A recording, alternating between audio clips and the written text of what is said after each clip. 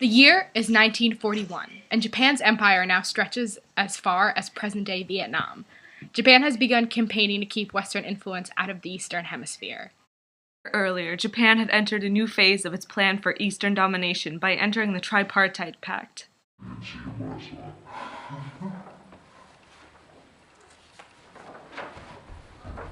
In July of 1941, Roosevelt announced a trade embargo that denied Japan access to goods essential for its war machines.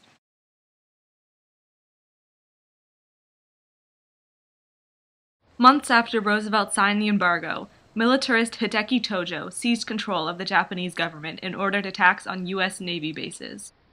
In the early morning of December 7, 1941, Japan took America by surprise when they attacked Pearl Harbor, an American naval base in Hawaii.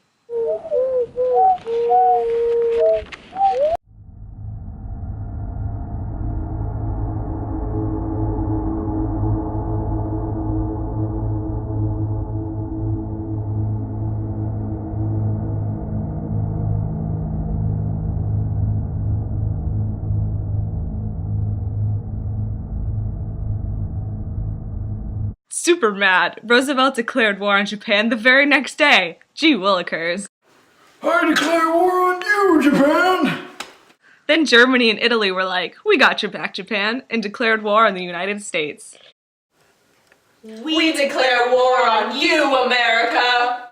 After war was declared, Japan began attacking U.S. naval bases throughout the Pacific.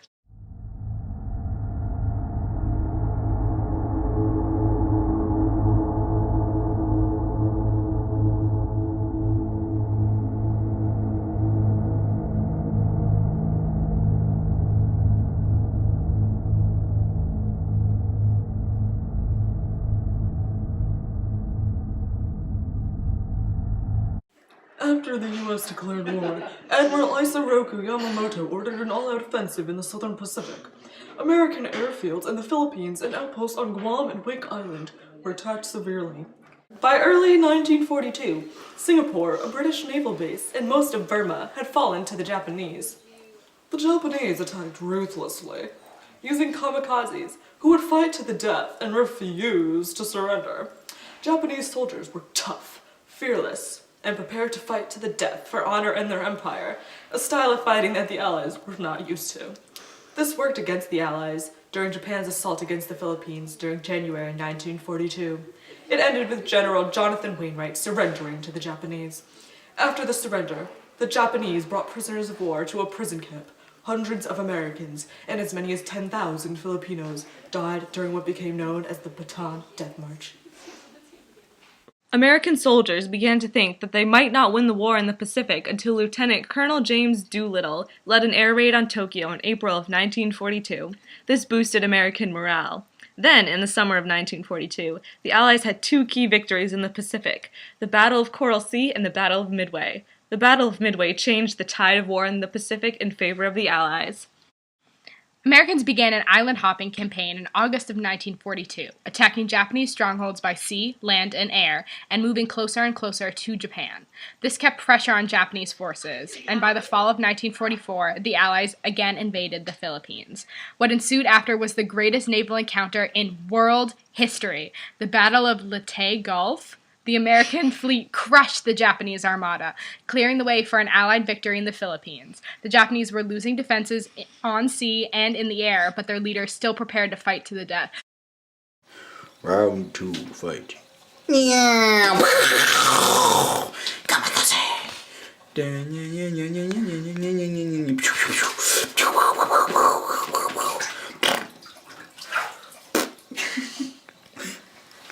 Winner is USA! In the summer of 1945, as Allied forces were preparing for the final assault on Japan, American scientists were testing a super-secret weapon near Los Alamos, New Mexico. In 1942, Roosevelt had authorized the Manhattan Project, a top-secret endeavor to create a massive bomb before the Germans did so. More than 100,000 Americans worked to create the atomic bomb. While negotiating with Stalin about post-war issues in Potsdam, Germany, President Truman heard about the success of the bomb test at Los Alamos. He issued an ultimatum: Japan must surrender unconditionally or face utter ruin. When the Japanese failed to respond by the deadline, Truman ordered that a bomb be dropped. Look, if you had one shot or one opportunity to seize everything you ever wanted, one moment, would you be Germany and let it slip? Yo, war's getting messy, 4-4, arms are heavy, there's fighting in Germany already, nuclear study, we're nervous, but on the surface we look calm and ready to drop bombs. But Oppenheimer shows us what he wrote down, the whole world goes so loud, tests and Alamos, but the pamphlets are out, it's working now, everybody's happy now, the clock's run up, time's out.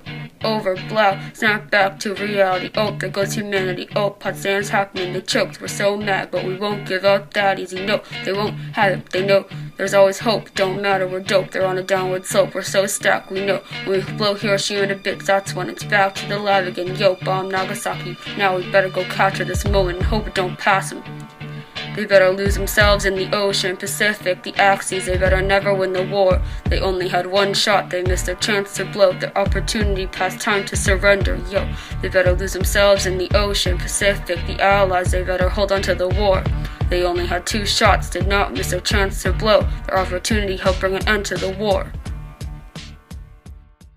On August 6, 1945, Colonel Paul Tibbets piloted the Enola Gay over the Japanese city of Hiroshima and released an atomic bomb, Little Boy, killing 78,000 people. Still, the Japanese government refused to surrender, and on August 9th, a second atomic bomb, Fat Man, was dropped on Nagasaki, another city in Japan, killing more than 100,000 civilians. Finally, the Japanese surrendered at last on August 14, 1945.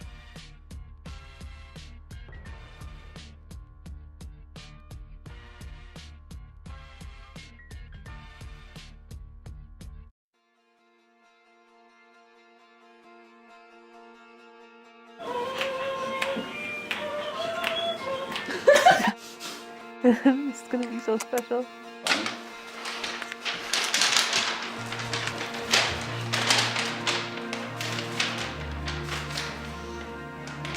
America!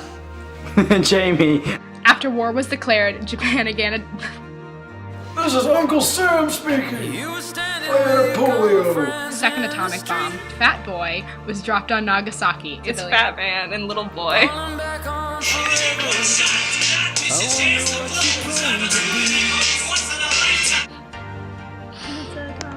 I was new in town, the boy with the eager eyes. I never was a quitter.